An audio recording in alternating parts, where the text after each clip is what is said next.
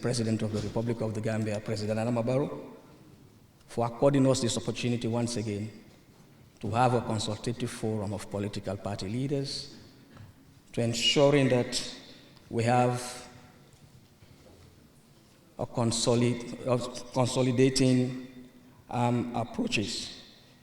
One of the issues that the Gambia Action Party want to look at, especially in the governance architecture, will cover the laws of this country, the National Assembly and its oversight functions of the executive.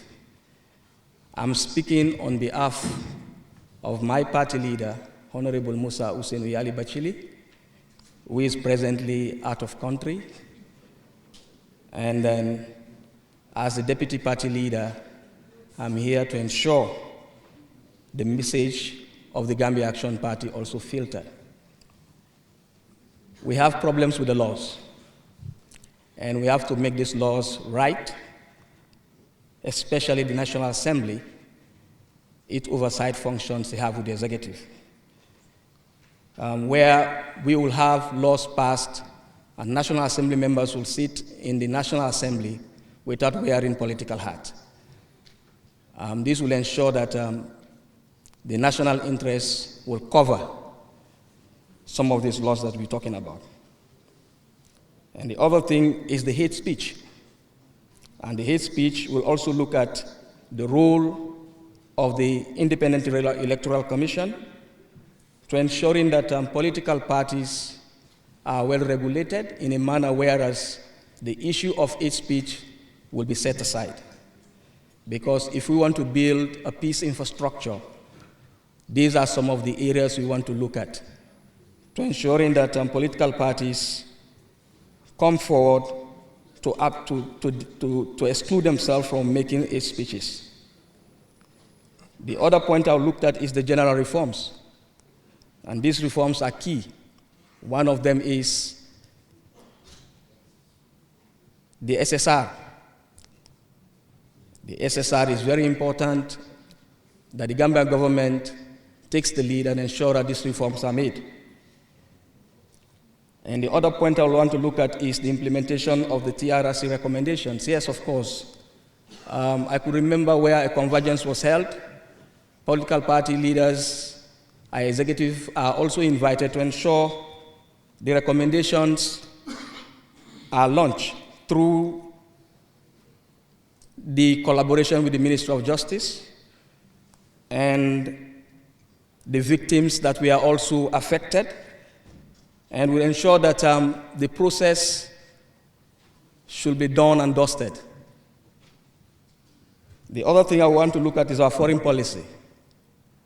We need to have a very vibrant foreign policy, whereas the ambassadors we have outside there, government is expending lots of resources on some of these embassies. And if at all we want to talk about resource mobilization or resource management, we'll ensure that we cut some of these expenditures to suit our local context.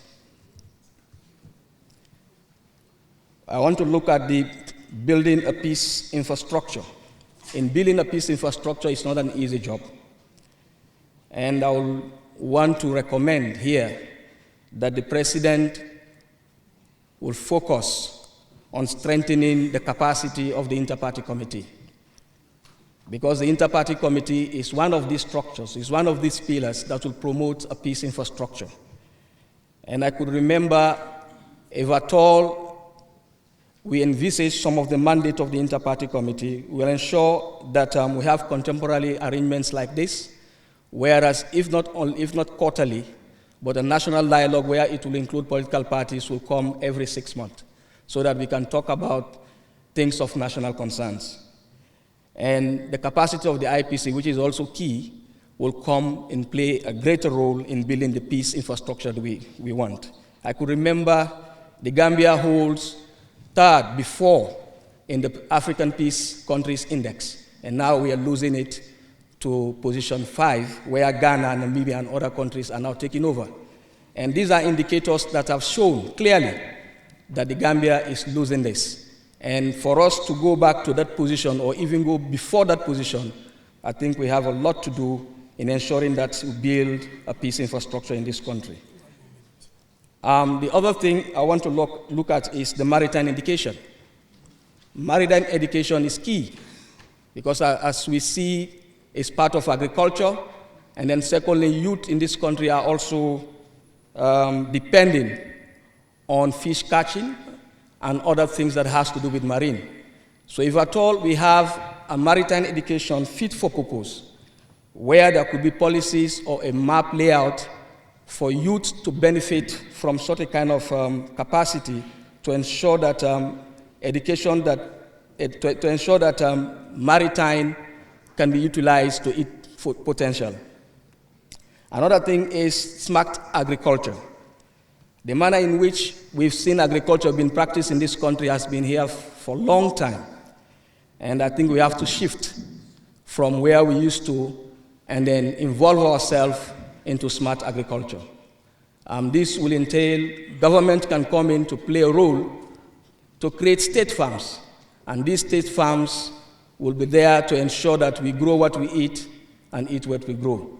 In subsistence farming is a big challenge, where families will only farm for something that we'll eat at home, but we can never use or utilize it to export or do other things that will bring on income. So for us to move to that pedestal, we actually need to ensure that we involve ourselves into smart agriculture and then eat what we grow and grow what we eat. And the last but not least is the utilization of AI, artificial intelligence. These are countries in the world that have been maximizing the potential of AI in different sectors of development, being it agriculture, being it health in particular, where artificial intelligence has been used, and we've seen those countries how they've been doing it, and they've moved far way better than where they are today. And last but not least is I'm pleading on the government of the Gambia to ensure that the state resources should be equitably distributed to Gambians so that nobody will see himself or herself out of the box, but make sure everybody benefit from what we earn as a state. And if this happens, I think we can consolidate a lot, not only the governance architecture, not only democracy, but we can consolidate the overall socioeconomic development. I want to thank you all for your kind attention.